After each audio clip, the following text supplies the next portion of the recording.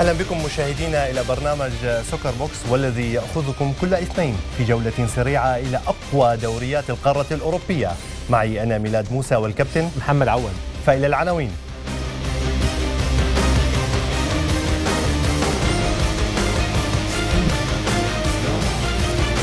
اليوفي يخطف صدارة الكالتشيو الإيطالي، والإنتر يواصل مسلسل السقوط.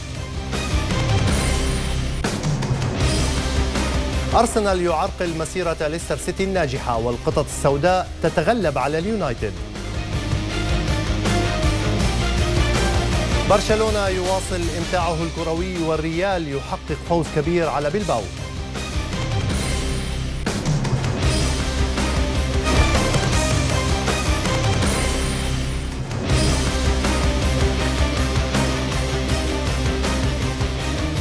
أهلا بكم من جديد. بداية أرحب بالكابتن محمد عواد، رئيس تحرير موقع سبورت 360. مساء الخير محمد. مساء الخير كابتن ميلاد. كابتن، جولة قوية، ما بنعرف من وين بدنا نبلش حكي، يمكن تتحمل أكثر من حلقة الجولة. نعم، مباريات كبيرة، قمم، سقوط كبار، عودة كبار إلى الصدارة، مرحلة حاسمة في دوري أوروبا، في الدوريات الأوروبية كلها. من وين حابب نبلش محمد؟ نبدأ بيوفنتوس اللي قطف الثمار ووصل للصدارة بعد المسيرة الكبيرة. خلينا نبدأ بالدوري الإيطالي. طيب خلينا نبلش معناتها أصدقائي بتقرير للدوري الإيطالي بيرصد لنا أهم تفاصيل الجولة الماضية. لنتابع أصدقائي.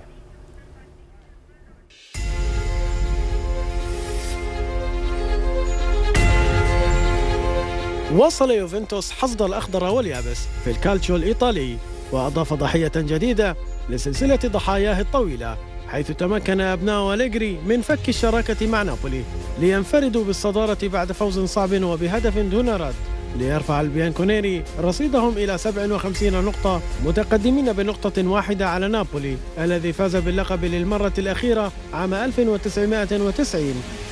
فيما خطف فيورنتينا المركز الثالث ب49 نقطة بعد فوزه الصعب على إنتر ميلان وبهدفين لهدف.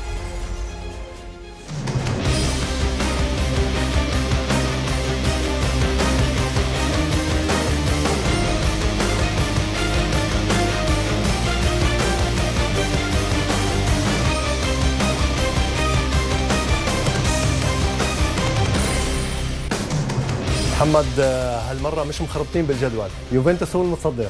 هو يوفنتوس كان المتصدر من أسابيع، الجميع كان يعرف أنه هاي المرحلة حتأتي. نابولي قاوم، بالنهاية كان هناك منطق سيفرض نفسه، يوفنتوس هو الأفضل بآخر فترة بإيطاليا. بس محمد، أنت يعني حكيت بسوكر بوكس تماما، قلت لي ميلاد إذا اليوفي بيرجع بيتصدر يعني على الدوري السلام. هو منطقيا انتهى الدوري، يعني نتكلم عن افضل فريق بادائه بتشكيلته بكل شيء امام فريق لاول مره عم يسقط. اعتقد نابولي زي ما تكلمنا من الماضي انه يقوم على عده لاعبين، هذول اللاعبين دخلوا بمرحله معنويه سيئه، ممكن ما يرجعوا. الفرق الثانيه الايطاليه متذبذبه، والان الصداره فقط بين يوفنتوس ونابولي، ويبدو كل شيء لصالح يوفنتوس. اللقاء محمد بشكل عام كان لقاء تكتيكي، يعني ما شفنا هالجمل الجميله او ما شفنا هالخطوره الكبيره اللي كانت على مرمى الحارسين، يعني كانوا الظاهر مقتنعين. يعني كانت لعبه مدربين، صحيح. قمه التكتيك، ممكن من افضل المباريات التكتيكيه شفناها هذا الموسم. في النهايه الذي فاز بها ضربه خلينا نسميها تسديده من لا شيء، من خارج كل افكار كره القدم، كانت من زازا. ليس الفضل لأليجري وليس الحق على ساري، هي مجرد كره جاءت. كان بامكان نابولي ان يتقدم في الشوط الاول. نابولي قدم مباراه يستحق الاحترام عليها لانها كانت في تورينو، ويوفنتوس قدم مباراه بناء على الظروف اللي كانت في بعض اللاعبين. لما وجد ديبالا مش بيومه، موراتا مش بيومه، كان من الجنون يحاول يلعب بكره هجوميه. اظهر كابتن محمد حتى نابولي شفانا شخصيه بالملعب، كانت شخصيه جميله، بس الفارق اذا فينا نقول كانت هو دفاعات اليوفي. يعني شفنا لقطه بونوتشي اتوقع كانت يعني هي لقطه المباراه اتوقع. وحتى لما خرج بونوتشي بنتكلم صار يوفنتوس خسران بونوتشي وكيليني، ولم نشعر باي فرق، ما زال الدفاع قوي. بالعكس بوجود بونوتشي كانت بعض الاحيان الكره تدخل منطقه جزاء بخروجه. لا، يوفنتوس تقريبا كدفاع اعتقد انه افضل دفاع باوروبا حاليا. صحيح. اذا بنروح على صفحتنا الرسميه كابتن على الفيسبوك، الاخ ابراهيم حنا اتوقع بيقول لك كابتن بيسالك هل اصبح اليوفي بما حضر؟ يعني هل الاصابات ما عاد تاثر كثير على اليوفي؟ عم نشوف دكه بدلاء قويه كمان عند اليوفي. البناء التكتيكي تاع يوفنتوس بناء معقد، بناء متقدم جدا بالنسبه للانديه الايطاليه والفرق الايطاليه بتنافسهم، لكن بالتاكيد هناك لاعبين لو غابوا عن يوفنتوس سيتاثر. بول بوجبا، ديبالا، نتذكر باول موسم لما كان عنده غيابات يوفنتوس كان يتاثر، لكن غياب بعض المدافعين يبدو يوفنتوس قادر يتعامل معه، غياب بعض اللاعبين بخط الوسط قادر يوفنتوس يتعامل معه، لكن في اسماء زي بوجبا وديبالا ما بتخيل يوفنتوس بنفس القوه بدونهم. صحيح. محمد، شفنا أليجري باللقاء عم يعتمد على تغيير اذا بدنا نقول الطريقه او الخطه الدفاعيه، هل هذا الموضوع بيمشي معه، خاصه عنده استحقاق كبير مع بايرن ميونخ، ونعرف يعني قوه البايرن ميونخ خاصه بدوري الابطال؟ يعني ممكن بايرن ميونخ هجوميا قوي جدا، لكن يوفنتوس دفاعيا قوي جدا، لان نحن نتكلم عن فريق اخر فتره لم تعد المساله تسجيل في مرماه، بل بدات المساله انك تسدد على مرماه اكثر من انك تسجل. فريق صعب جدا تدخل منطقه جزاء، واعتقد زي ما هو أليجري مطالب يستعد لجوارديولا، فجوارديولا مطالب انه يستعد لأليجري. يعني بعد اللقاء كابتن بوفون صرح تصريح كثير جميل، قال يعني نابولي بالفعل ما استحق الخساره، يعني كان نابولي على القليل بيستحق التعادل. هي مباراه متكافئه زي ما تكلمنا، هي لحظه حسمت الامور، نابولي قدم مباراه بيستحق عليها الاحترام، وبالعكس بتعطي لاعبيه فكره انه ما زال ممكن بامكانكم تنافسوا على اللقب وتغلبوا يوفنتوس لنهايه الموسم، وهذا الشيء بفيد يوفنتوس ايضا يكون في منافس له بالدوري. شفنا الملعب، الجماهير متحمسه بشكل مختلف عن الماضي، الناس مهتمه بالدوري الايطالي بشكل مختلف عن الماضي، وعشان هيك بتمنى نابولي يكمل بالمنافسه مع يوفنتوس لاخر الاسابيع. مهمة ساري محمد صارت اصعب اتوقع هلا، يعني هلا بده يلعب على الموضوع النفسي، كيف كانوا متصدرين كذا جوله، هلا كيف بده يرجع يقنع اللاعبين انه ممكن نحن نرجع ناخذ الدوري من يوفنتوس. بالضبط، خصوصا انه يوفنتوس له تاريخ ما قبل أليجري، عبر تاريخه من ايام مارتشيلو ليبي كابيلو كان معروف اذا يوفنتوس تصدر انتهى الدوري، وبعدها نرى سلسله من الحفاظ على الصداره، مهما كانت الظروف حيقدر يحافظ على صدارته. وضع يوفنتوس شخصيته وظروفه بتحكي انه صعب جدا نابولي يقدر يكمل معه. اذا نغلق ملف اليوفي والانتر كابتن وبنروح على الميلان عم يحقق المطلوب، فوز كثير مهم صعد فيه للمركز السادس مع وجود بعض المشاكل. يعني هو في اجواء ايجابيه دائما حول ميلان مع كل انتصار، بتذكرني بالاجواء اللي بتحيط بليفربول مع كل انتصار. صحيح. يعني لما ندخل نشوف بالانتصار تسديده غريبه، هجمه اولى من اول دقائق شبه مضحكه، يعني عمليه الهاي. ميلان كفريق ما وصل حتى الان المستوى المقبول، بيحقق نتائج بتعثر، ما زال فيورنتينا افضل منه، ما زال روما افضل منه كظروف، يعني بنشوف في استقرار مع روما مع سباليتي، مع ميلان حتى الان ما في هذا الاستقرار. عنده لقاء صعب محمد الاسبوع الجاي مع نابولي، ونابولي مستحيل يخسر على ارضه. هاي المباراه بالذات، هاي المباراه بعد يوفنتوس هي رده الفعل، وهي ميلان ما زال له حظوظ بالمركز الثالث، مركز اول وثاني طبعا زي ما تكلمنا انهم محسومين. صحيح. ما زال له حظوظ، لكن اشعر ان روما له حظوظ اكثر منه وفيورنتينا له حظوظ اكثر منه. يعني المستغرب هو بالدوري الايطالي محمد هو الانتر، يعني الانتر بعد ما كان متصدر فتره منيحه، وبعد ما حسينا انه مانشيني عم يقدم كره بيقدر يجيب فيها لقب، تتذكر عمل 9 مباريات 1-0، عم يتعثر بطريقه غريبه. الفريق عم بيخسر، الفريق فاقد اعصابه، الفريق عم بيخسر لاعبين كل مباراه، دائما عنده دقيقه 90 دقيقه قاتله له، في اكثر من مباراه اضاع فيها نقاط. ما بعرف، الظروف يبدو مش مريحه للاعبين، مش مرتاحين مع المدرب، نفس الظروف اللي بتذكرها بمانشستر سيتي اخر موسم مع مانشيني، عندما اصبح كل اللاعبين مقيدين. ممكن مانشيني لازم يكون مرن اكثر، يحرر بعض اللاعبين. كجوده هو يملك فريق لا يقل جوده عن نابولي. قبل ما ننتقل محمد للدوري الانجليزي، بتتوقع اقاله لمانشيني ولا بيستمر مع المشروع؟ اعتقد المشروع لازم يكمل مع مانشيني لنهايه الموسم. مانشيني له تاريخ في انتر ميلان، له تاريخ في ايطاليا، الصحافه الايطاليه ما زالت لا تضغط على مانشيني كثيرا. طيب محمد، خلينا ننتقل للملف الانجليزي اللي الكل ناطرينه، وبصراحه صار مفاجآت كبيره بالجوله 26. خلينا نشوف اصدقائي هذا التقرير.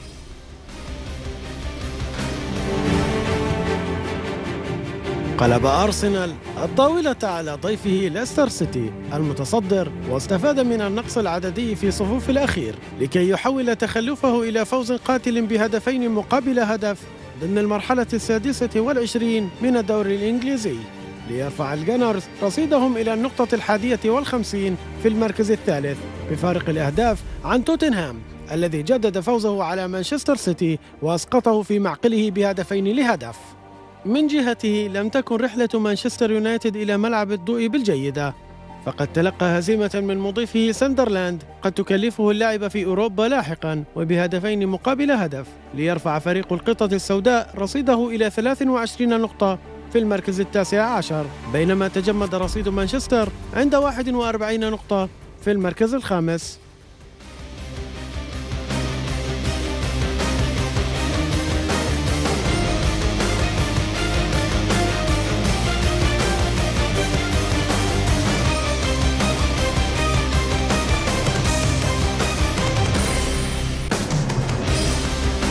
محمد، عم نشوف زحمه بجدول الترتيب، يعني هذا شيء منيح للدوري الانجليزي. طبعا هو جيد وغير جيد، يعني جيد ان الناس تبقى اثاره، يعني نرى مانشستر سيتي يفكر بالصداره ويفكر بالمركز الرابع بنفس الوقت، بينه وبين الصداره 6 نقاط وبين المركز الرابع والخامس 6 نقاط، لكن غير جيد انه سيكون ضغط كبير على هاي الفرق، خصوصا زي ارسنال او مانشستر سيتي اللي عندهم استحقاق اوروبي، في خلال الاسابيع المقبله. محمد خلينا نفتح ملف مباراه ليستر سيتي وارسنال اللي الكل ناطره. بصراحه رانييلي باللقاء كان جريء جدا، يعني انت عم تلعب بملعب الامارات وكنت مهاجم وتقدم 1-0 وكان ممكن كثير يخلص اللقاء لولا بتعرف بعض الظروف اللي صارت.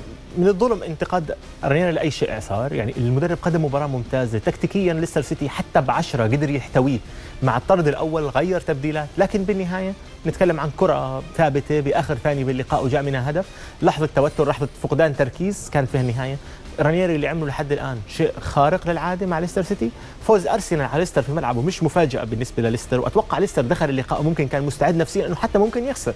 المهم الان ما زالت بايده الصداره، ما زال بامكانه يكمل الحلم. ما بنتكلم على مستوى الفوز باللقب، بس على مستوى ايهام الناس انه ممكن يفوز باللقب. بس محمد كثير من مشجعين ارسنال لاموا رانييري على التبديلات اللي صارت، يعني بصراحه تبديل محرز شوي كان في لغط. تبديل يعني محرز لانه احنا عرب بنتكلم فيه وزعلنا عليه، لكن محرز ما بيقدر يقدم الواجب الدفاعي بخلال لما يصير لاعب فريق 10 لاعبين. بس حتى اللاعب اللي نزل محمد ما عم يلعب كثير بليستر. حاول صحيح، بس هو لاعب وسط متاخر، هو لاعب مصاب كان له فتره ماضيه، لاعب وضع موجود بوسط متاخر، حاول يغير التشكيل لانه من الخطا تكمل ب10 زي ما كنت تلعب ب11 امام فريق زي ارسنال مندفع جدا. الطرد هو ذكاء، كان من لحظه ذكاء من جيرو، لحظه تهور من ليستر سيتي.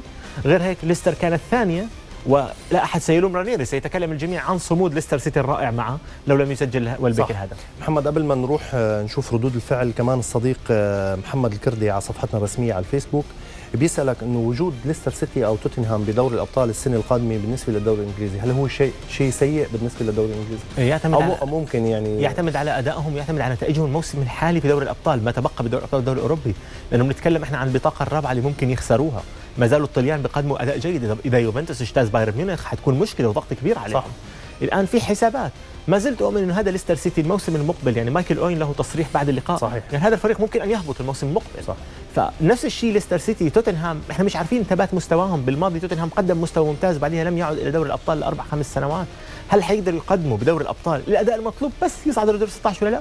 استبعد صراحه نشوف هذا الشيء. طيب محمد خلينا نروح نشوف شو قالوا المدربين بعد اللقاء لنتابع اصدقائي. لم يكن الحظ معنا وخسرنا بهدف في الشوط الأول، ثم جاءت فرصة شبه محققة وضاعت علينا في نهاية الشوط الأول قبل أن يفوزوا بركلة الجزاء. لم تكن واضحة بالنسبة لي، وأنا سعيد جدا لأني أشركت ويلبك في آخر المواجهة. داني لاعب رائع، وليس هذا لأنه سجل فحسب. في بعض الأحيان نسجل بعد غياب، والكل سعيد لأن هذه المواجهة هي الأولى له منذ 10 أشهر. If I think about the match, I'm very hungry. أشعر بغضب كبير بسبب المواجهة، ربما لأنني ارتكبت أخطاء كثيرة، لكن أيضا كيف يعطي حكم دولي بطاقتين صفراء للاعبين على أخطاء بسيطة؟ نحن لا نحلم بالفوز باللقب، أنا لدي حلم لكنني لا أريد أن أشارككم أحلامي. سأترك الأمر لمخيلتكم، لكني أعتقد أن مشجعي فريقي يشعرون بالفخر على إنجازاتنا.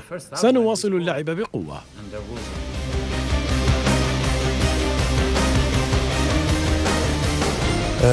محمد أول مرة شفنا بالتصريحات، أول مرة عم نحس لهجة رانييري كان فيها غضب، يعني كان زعلان. أنا شفت ردة فعله بعد الهدف، كان حزين، الرجل لم يكن يعني يستوعب، كان له ثواني صامت، حتى أرسن فينجر ذهب يعني حرك إيده عشان يسلم عليه. كان رانييري مش مصدق اللي صار باخر ثانيه، الفريق قدم 90 دقيقه للذكرى، كان ممكن يخطف نقطه التعادل. نعم، هو هزم توتنهام، هزم مانشستر سيتي خارج ملعبه، عم بيلعب كانه بيلعب بملعبه. في هاي اللحظه كان بامكانه يسجل مجد. الان هو معه 12 نقطه مهمين جدا، 12 نقطه امام مان يونايتد المركز الخامس. هذه هي الحد الادنى اللي ممكن يقبل منه بعد كل الحلم اللي عاشه. اذا خسر المركز الرابع الكل سينظر الى ليستر سيتي بشكل مختلف. صح. محمد دائما فينجر، ارسن فينجر معروف عنه انه دائما اذا الخصم غلط دائما هو بيعرف يستغل هاي الاغلاط، وهو اذا غلط ما بيعرفش يصلح اغلاطه يعني. صح. بالنهايه يعني هاي مقوله مشهوره عن كل النقاط. صحيح. لا الارسن لعب مباراه ممتازه بعد الطرد، التبديلات الهجوميه اللي اجراها مغامره كانت، كل الاوراق، ليس عنده اي خيار اخر، يعني هي الخساره او التعادل بالنسبه له واحد. قدر يلعبها صح، بجمهوره كان متحمس بشكل مختلف. من الصعب جدا تشوف جمهور ارسنال متحمس بهذا الشكل في دقائق حاسمه. لاعبين ارسنال اظهروا روح لانه ما زالوا يؤمنوا انه بامكانهم يفوزوا بهذا اللقب اللي غاب من 2004. ومانشستراوي اللي جاب له الفوز.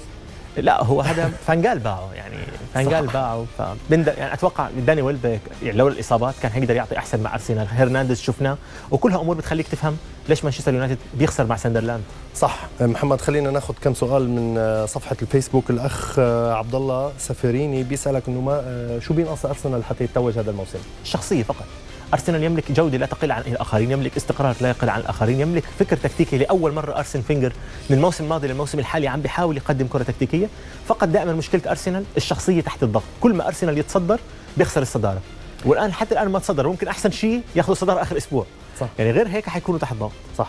والأخ خالد ديدو أتوقع لفظت الاسم مزبوط، بيسألك انه عن التضخيم الإعلامي اللي عم يصير لرياض محرز وخاصة بالقنوات العربية تقريبا عم يصير تضخيم يعني لا هو رياض اللي بيقدمه هو افضل لاعب بالدوري الانجليزي يعني بغض النظر انك تتكلم. لا القصد انه عم يقول الاخ خالد انه هل بياثر على هذا الموضوع؟ طبعا ضغط على اللاعب. كثير لاعبين يضغطوا بالضغط، يعني هو رياض محرز راح يتاثر بهذا الضغط، بيعرف حاله لما ضيع ركله جزاء وركلتين جزاء الناس صارت تنتبه انه رياض ضيع ركله جزاء، ممكن في الماضي ضيع 10 ما سمعنا فيهم، لكن صح. بعد ما انشهر رياض الان مسؤوليته مسؤوليه شخص قائد، شخص ملهم للجماهير. الان انا بتفق بجزء اخر انه بعض الاحيان احنا بنستعجل بالمراهنه على مستقبل اللاعب العربي، بس اللي قدمه رياض الجميع يتحدث عنه مش بس العرب. صحيح. محمد بننتقل لمباراة السيتي وتوتنهام اللي كانت بصراحة كانت نتيجتها يعني توتنهام خربط الأوراق بالدوري الإنجليزي. اللي بدي أقول لك يا محمد، من بعد إعلان قدوم بيب غوارديولا المفروض كان بلغريني يكون أفضل، يعني خلاص إنه أنا طالع يقدم، ويمكن انت باحدى حلقات سيلفي حكيتها يعني انه انا طالع خلاص بقدم افضل ما عندي. عم نشوف بلغريني بالعكس ما عم يقدم، يعني الفريق كله مش عم بقدم مع بلغريني، يعني مستوى يا توري هذا مستوى لاعب لا يستحق ان يكون صار عبء يا توري بالضبط، لا يستحق ان يكون احتياط في مانشستر سيتي. مش نتكلم عن اساس بغض النظر عن تاريخه الكبير اللي اعطاه لمانشستر سيتي، صح. لكن لاعب حرام يبدا، يعني مش لهالدرجه نوع الكسل، مش وكمان يا توري عنده مشكله مع غوارديولا لازم ما ننساها، عنده حرب تصريحات طويله تاريخيا مع غوارديولا، وهو يعرف انه قدوم غوارديولا يعني نهايته بمانشستر سيتي. هذا لاعب صعب تلعبه وانت عارف انه بيلعب باخر شهرين له، ممكن في افكار لازم بلغريني يلجأ لها، الاداء سيء، الاداء مش مستقر، بس ما زلت انا بحكي انه مانشستر سيتي ما خسر الدوري، مش بس ما خسر يعني بنتكلم عن بس ابطال، انه ما زال بامكانه يرجع، ما زال اذا استعاد اجويرو حيستعيد. صح. المشكله لضيق الوقت بدي انتقل دغري لمانشستر يونايتد ساندرلاند. مانشستر يونايتد عم يقدم مباراه من الأسوأ يمكن هذا الموسم، خساره يمكن يعني ساندرلاند برافو عليه 3 نقاط ب6 نقاط لانه عم يصارع فنعرف للهبوط، بس غريب السؤال اللي بينطرح محمد انه فان خال بهيك لقاء وهو عم يصارع على المركز الرابع 6 لاعبين شباب او 5 لاعبين شباب على ما اذكر، يعني في مغامره من فان خال يعني اللي عم يعمله. اعتقد افكار فانجر قبل التفسير، اتفقنا هذا الموسم الرجل يقوم بعض الاحيان بافكار بتبديلات لا احد مستحيل يفهمها، حتى فلسفه مانشستر يونايتد هذا الموسم لحد الان مش عارفين الخطه اللي بيلعبها مان يونايتد، لحد الان مش عارفين شو المطلوب من مارسيال، مش شو المطلوب من روني، يعني مره بيكون هذا راس حربه، مره هذا جناح، في تغييرات زايده عن اللزوم. المدرب عنده مشكله واضحه بالراحه، مش قادر يفكر، مش قادر يحط الفكر الطبيعي التقليدي. سمعنا عن خلاف بينه وبين رايان جيجز، مباراه كان نجم هديخيا امام ساندرلاند، ومعروف بهاي المرحله بالدوري الانجليزي الفرق اللي بدها تكون هابطه بتصبح فرق يعني اقوى من الكبار وبتهزم الكبار وبتسقط الكبار. ساندرلاند اسقطت تشيلسي، بنذكر الحكايه في ملعبه لاول مره في مورينيو عندما كان بده يهبط. الان هذه المرحله مرحله حساسه، ما فيها مجال تجرب، خلاص هذا السؤال ليش تجرب بهاي المرحله؟ خلاص وما عندك اي بطوله اخرى، ما عندك اي بطوله اخرى مهمه. الدوري الاوروبي اكيد ما لعيبتك ما حيعرفوا يلعبوا دوري اوروبي، ركز بهذه البطوله ب 11 لاعب اساسي، العب افضل ما عندك. 3 نقاط كانوا يعكسوا كل الوضع تبعه. حاليا الجميع بيطالب باقاله فانجال. في كلام انه مورينيو راح يستلم قبل لعبه ارسنال كابتن. هو يجب ان يستلم بعد ساندرلاند، لانه كمان لازم تعطي مورينيو وقت، يعني انت ما زال لك امل تطلع رابع، ما زال لك امل تطلع ثالث حتى مش رابع 100%. قبل ما نروح بريك كابتن، اللي عم بيصير بتشيلسي ومع هيدينج، انه هيدينج لا يخسر مع تشيلسي سببين، يعني انا يعني ما بعرف اذا بتوافقني الراي، بحس انه عم تتاكد يوم بعد يوم انه كان في مؤامره حقيقيه على مورينيو.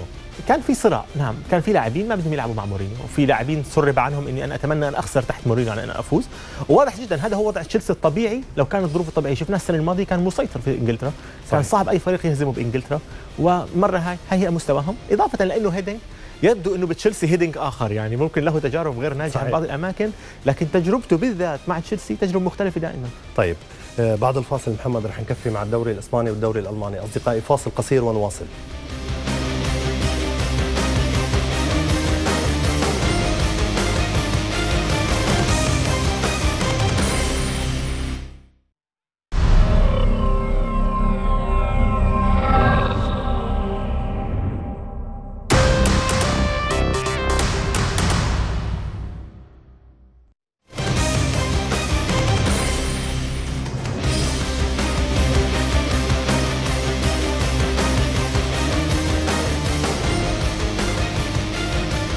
أهلا بكم من جديد.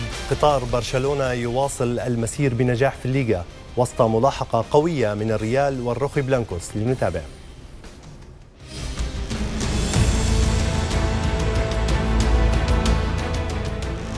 واصل برشلونة صاحب الصدارة انطلاقته نحو الاحتفاظ باللقب بعدما سحق ضيفه سيلتا فيغو ب6 أهداف لهدف بفضل ثلاثية لويس سواريز، ليرفع البلوغرانا رصيده إلى 57 نقطة متقدما ب3 نقاط على أتلتيكو مدريد صاحب المركز الثاني الذي تغلب على مضيفه ختافي بهدف نظيف.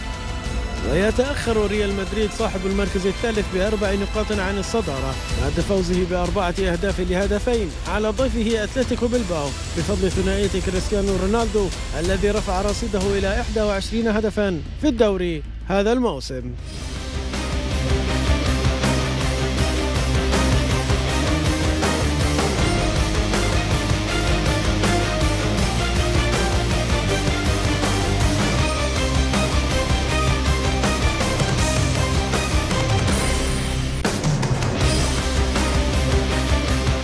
محمد، قبل ما نروح لبرشلونة خلينا نبلش مع ريال مدريد. الفوز اوكي بس الاداء ما كان جيد. الاداء بعض اشكاله مش جيد ممكن في الدفاع، بس الفوز كان مهم. نشوف خامس رودريغيز بيسجل شيء ايجابي جدا للفريق. الفريق ما زال بيحقق نتائج ممتازه مع زين الدين زيدان. عم نشوف ثغرات بس بالدفاع محمد، في عيوب مستمره. نعم صحيح. في عيوب مستمره وفي ايجابيات مستمره. مباراه روما هي فعليا المعيار الاول اللي بيخلي الاعلام وبيخلي الجمهور يبلش يحكم على زيدان. هل هو الرجل اللي راهنوا عليه؟ بتكلمش عن هذا الموسم، هذا الموسم غير مطالب بشيء. هل الرجل هذا يراهن عليه المستقبل ام لا؟ صحيح. شو رايك كابتن بشكل عام محمد، يعني شو رايك بخيارات زيدان باللقاء؟ كانت طبيعيه ومنطقيه، يعني هذا لازم يعمله، هذا لازم يبلش فيه. ممكن الشيء الوحيد اللي ما عجبني فيه انه دانييلو يمين كارفاخال شمال. كان افضل كارفاخال يكون بالمكان اللي عم بيتالق فيه، ودانييلو مش عم بيلعب كويس لا على اليمين ولا على الشمال. يعني حاليا خلص حطه بهالشمال او بلش بناتشو لما لعب ظهير ايسر كان كويس. بس هو واضح دانييلو، خلينا نكون صريحين، دانييلو في اوامر عليا انه لازم يضل يمنح فرصته للنهايه. صحيح. كابتن الصديق احمد ابو لاي اتوقع من صفحتنا الرسميه على الفيسبوك بيسالك انه عن تراجع كروس لورا كان وعن مراوغات رونالدو. ما فهمت السؤال تماما يعني، بس قريته مثل اعتقد بيتكلم عن تحسن رونالدو ببعض الاحيان بالفرديات باخر فتره. صح. في تسريبات تحكي انه زيدان اشتغل مع رونالدو بشكل خاص على المساله الفرديه. رونالدو الان اصبح اكثر ثقه بنفسه، كان دائما يحاول يعقد نفسه بالمراوغات، الان عم بيراوغ بشكل مباشر اكثر، لكن حتى الان مش هو رونالدو اللي بنعرفه بالمهاره الفرديه. صح. بالنسبه لتوني كروس عم بيقدم ادوار تكتيكيه ممتازه، هو مودريتش عم بينسقوا مع بعض بشكل ممتاز. كروس مع زيدان احسن من كروس اكيد مع بينيتز، مودريتش مع زيدان احسن بكثير من مودريتش بينيتز. الوسط تحسن جدا، هو اللي غير كل شيء بريال مدريد. بالانتقال محمد لبرشلونه الفوز كان جدا مهم، بس اللقاء انقسم لقسمين فينا نقول. شوط اول كان شوي عادي، او مشان ما اقول سيء، شوي عادي. حتى بالارقام محمد يعني برشلونه استحوذ 56% فقط، نعرف هو صحيح. اما بالشوط الثاني طبعا انفجر برشلونه. المساله الشوط الاول برشلونه لعب اللعب التقليدي الطبيعي المتوقع منه. سيلتا فيغو فريق محضر كويس، بيلعب كويس، بيضغط كويس، بيستحوذ على الكره كويس، هذا الشيء غلب برشلونه. بالشوط الثاني الثلاث تحرروا، فبعديها مستحيل يعني عم نشوف تفاهم كبير خاصة بركلة الجزاء يعني صراحة يعني مستحيل. يعني ما نيمار كمل معهم عليها، يعني هذول الثلاثة مستحيل لما يطلعوا فردياتهم. صح. يعني شفنا نيمار اللي كان بأسوأ مباراة له كان لما يراوغ يسجل، يعني كان لما يراوغ خلص يروح باثنين أو ثلاثة. صحيح. خلينا يا جماعة نشوف ركلة الجزاء تبعت ميسي اللي عم نحكي عنها. يعني هي لحالها بتفرجيك مدى التفاهم الكبير. يعني هي لها معنى كبير واضح، يعني انه ميسي يقول للجميع اني انا بدي سواريز يسجل. برشلونه بثقه مطلقه بنفسه مع سيلتا فيغو خاصه اللي كان هو عقده انريكي بهاي الفتره. كانت رساله مهمه انه كسرنا هذا النحس وكسرنا هذه اخي زميل عناد. صح. ركله الجزاء رح يتحدث عنها العالم كثير، لكن ما زالت المفضله عندي اللي صارت في كاس البحرين صراحه. فريق الحد البحريني 6 تمريرات، يعني لا داخل المنطقه. لا نعم، لا ميسي ولا نيمار عملوها ولا سواريز. 6 يعني 6 تمريرات داخل المنطقه. نعم مرروا اكثر بالقانون هدف يعني. نعم كانوا يلعبوها صح كمان، يرجعوها لورا عشان ما يكونش في تسلل. لا كانت متقنه جدا. كابتن الملفت للنظر كان تراجع، إذا بدنا نقول تراجع بسيط بمستوى نيمار. هل الإشاعات أثرت أو مش الإشاعات، إشاعات الانتقال على نيمار أثرت؟ أعتقد هو برازيلي أكثر من إنه اللاعبين البرازيليين دائما أدريانو، حتى الظاهر رونالدو، كاكا، دائما حتى بعز قمتهم كانوا يختفوا فترات. البرازيليين ما عندهم الاستمرارية اللي هي الاحترافية زي الأرجنتيني، أو مثلا الأرجنتينيين تعودنا عليهم يكونوا بيلعبوا مواسم طويلة. نيمار برازيلي، الموسم الماضي مر بهاي الفترة، الموسم اللي قبله مر بهاي الفتره، دائما مر بهبوط. هاي خلص هاي طبيعته. حتى مسعود اوزيل مثلا مع انه الماني ولاعب بيلعب عنده معروف انه فتره بصير فيها انخفاض المستوى، في لاعبين كبار بصير عندهم انخفاض المستوى، هذا طبيعي يعني بالاخير هو منخفض المستوى، سجل وصنع وحسم. هذا هو نيمار، عليه ضغوط اكيد بس تعود عليها، مشاكله لها 3 سنوات. صحيح محمد. خلينا نروح محمد للدوري الالماني ونشوف اخر التغييرات اللي صارت بالجوله الاخيره وخاصه بين بايرن ميونخ ودورتموند الملاحق. خلينا نتابع. محمد، ما رح نحكي كثير عن بايرن ميونخ ودورتموند لانه عم تستمر كل اسبوع نفس الشيء، الاثنين عم يفوزوا. رح اسالك اكثر شيء عن باير ليفركوزن، يقدر يرجع ياخذ المركز الثالث من هرتا برلين. اعتقد هذا خبر كويس للدوري الالماني، وخبر كويس حيكون افضل للمستقبل لو شالكه صار رابع، لانه هرتا برلين كان طفره بالذهاب، وزي ما تكلمنا بعد الاياب خلينا نشوف وجه اخر، وشفنا وجه اخر فعلا من هرتا برلين بالاياب، فريق عم بيتراجع شوي شوي. الان ليفركوزن شالكه مشاريع قابله للاستمرار، مشاريع عندها جوده، ممكن مع ذهابها دوري الابطال بتكون قادره تستخدم لاعبين افضل. هونتيرار لاعب يعني بيلعب بشالكه، لاعب كبير جدا ومهم جدا بالدوري الالماني. ليفركوزن لديه لاعبين ممتازين بالدوري الالماني، اهم شيء عشان يحافظ عليهم يذهبوا لدوري الابطال، عندهم الخبره اللي بدوري الابطال، وهذا الشيء بيخلي مشاركه المانيا بالابطال مهمه وبيقوي الدوري المحلي. اعتقد تاهل شالكه وليفركوزن اخبار حتكون جيده جدا للدوري الالماني. هرتا برلين كابتن خسر يعني سقط امام شتوتغارت، بس شتوتغارت الملفت للنظر هذا 5 فوز على التوالي محمد. نفس الشيء ردة الفعل، الهروب، تغيير المدرب. نعم نفس اللعبة يعني أصبحت عادة في الدوري الألماني، مع أنه أذكر أنه يوما ما فانجال طلب أنه المدرب ما يتغير بالدوري الألماني خلال الموسم عشان فيليكس ماجاث ترك فريقه وذهب إلى فريق آخر. لكن هذا القانون غير مطبق إلا في إيطاليا لأنهم نفس فريقين بنفس الموسم. بالنسبة للدوري الألماني، بالنسبة لشتوتغارت فريق عنده تاريخه، لكن خلينا نحكي مجرد ردات فعل فقط للبقاء ضمن القمه او ضمن ال10 الكبار او 12 الكبير، اما ال4 الكبار واضح نتكلم عن فرق اصبحنا معتادين عليها. محمد، خلينا نروح سريعا لاخر فقراتنا اللي دائما عودنا فيها الكابتن محمد انه بيختار افضل لاعب بكل مركز بالقاره العجوز، وراح نبلش مع حراسه المرمى. طبعا الحارس فوستر حارس ساوثهامبتون افضل رده فعل بعد الاصابه، عاد بعد غياب طويل جدا من السنه الماضيه، من الموسم الماضي عم ينافس جو هارت على المركز الاول، 6 مباريات شباك نظيفه متتاليه. حارس ممتاز للغايه جدا، حارس مع رجعته ساوثهامبتون ساوثهامبتون تحسن، اصبح يضغط حتى على المراكز المتقدمه، يعني اصبح قريب من المركز الخامس. صحيح. فساوثهامبتون استفاد جدا من عوده الحارس اللي كان ممتاز اصلا الموسم الماضي قبل الاصابه.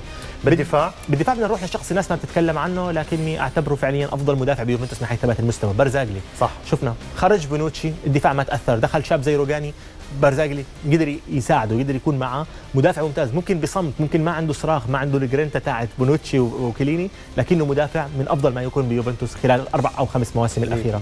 بخط الوسط محمد نروح للاعب الفعال جدا بخط الوسط كريستيان إريكسن مع توتنهام، اللاعب اللي ساهم بهدف تقريبا باخر 5 مباريات له، اللي وضع توتنهام بالمركز الثاني وخلى الناس تؤمن انه ممكن توتنهام يفاجئنا اكثر من ليستر سيتي ويروح جايب اللقب لانه يملك الجوده. توتنهام لاعب رائع جدا بيعيش افضل مواسمه. في خط الهجوم بديش اروح على سواريز، بدي اروح على ليونيل ميسي، بدي اروح على اللاعب اللي سجل واللي حسم بالصناعه واللي بالاخير استعرض. ليونيل ميسي اكيد كان هو نجم الهجوم بهذا الاسبوع. محمد، بنروح لاخر فقراتنا اللي تعودنا فيها اصدقائي، بلشنا فيها من الاسبوع الماضي، رح نعمل شيء خاص لسوكر بوكس، احصائيه، بس محمد رح تكون هاي الاحصائيه مختصه بلقاء بكره تشامبيونز ليج بين ريال مدريد وروما. اذا بنشوفها يا جماعه المباريات، طبعا مباريات تاريخيا بين ريال مدريد وروما معروفه، بنعرف انه بالدور الاقصائي كان في فقط مباراتين تاريخيين لما روما هزم ريال مدريد ذهابا وايابا، لكن هذا ليس ريال مدريد الحالي وليس الرئيس الحالي وليست الاسماء الحاليه، كل شيء مختلف. الان الوضع اعتقد روما يعرف، يعني روما عنده تفوق على ارضه فقط في الماضي. ريال مدريد عنده مشكله مع الانديه الايطاليه بشكل عام، زياراته لها دائما غير جيده مؤخرا. زين الدين زيدان لاعب بيعرف الدوري الايطالي، بيعرف الفكر الايطالي، يوما ما كان مع يوفنتوس. ريال مدريد الحالي اقوى بكثير من ريال مدريد اللي عانى يوما ما من روما، لكن روما مع سباليتي افضل بكثير من روما غارسيا. نتمنى نشوف لقاء كبير محمد، حتكون مباراه خاصه لقاء الذهاب ما مستبعد اي شيء. يعني الانديه الايطاليه انديه خلينا نسميها بتصغر الفارق دائما. يوما ما ريال مدريد ميلان بمونتاري وشعراوي هزموا برشلونه بعز قوته 2-0 وكادوا حيتاهلوا بالاياب لو نيانج سجل الهدف المرتده. فالانديه الايطاليه بالفكر التكتيكي تاعها بالانضباط تبعها دائما بتقلص فارق الجوده. شكرا لك محمد. الشكر موصول لكم اصدقائي ولطاقم العمل، القاكم الاسبوع المقبل، الى اللقاء.